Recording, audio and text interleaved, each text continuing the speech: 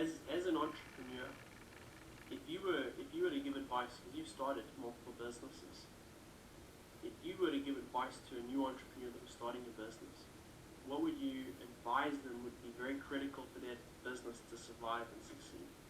The business model. And see, I didn't have enough experience to know you had to think out the business model in advance.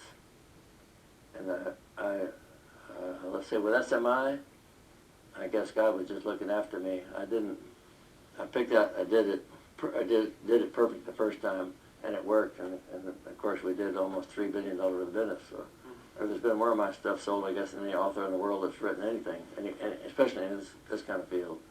So, and that had to do with the product delivering what we said it would deliver, and then the vehicle, the sales presentation. I see a lot of people with a good idea. They'll start a business, and they don't realize they didn't do their demographics. They didn't study, for example, there's already 2 other businesses like that in town.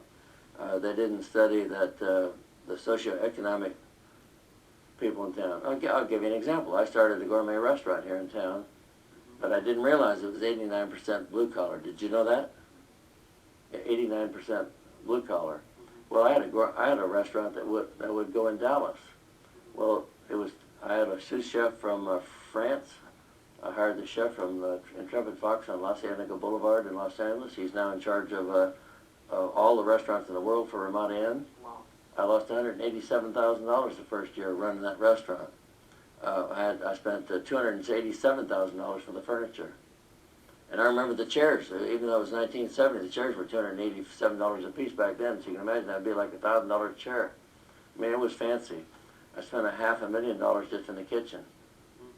I lost my shirt because I didn't study in advance, and that's why, what do you say, on most entrepreneurs in their 20s, but let me put it this way, every decade I've ever done anything, I make less mistakes. So, you know, you just... I guess it's kind of like what you're discussing right at the beginning when you said, you answered the question about time. You said, well, it was different in my 20s because I was starting out, and now that it's refined and multiplied, it's a totally different. Now I look at a business and make an investment for our charitable foundation. And now I do my demographics. I make sure that if I invest in a company, I make sure they don't have any debt. I make sure they got money in the bank. I make sure they got the same management the last 10 years.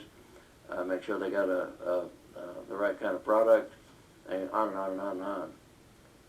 So you learn that the hard way, I guess.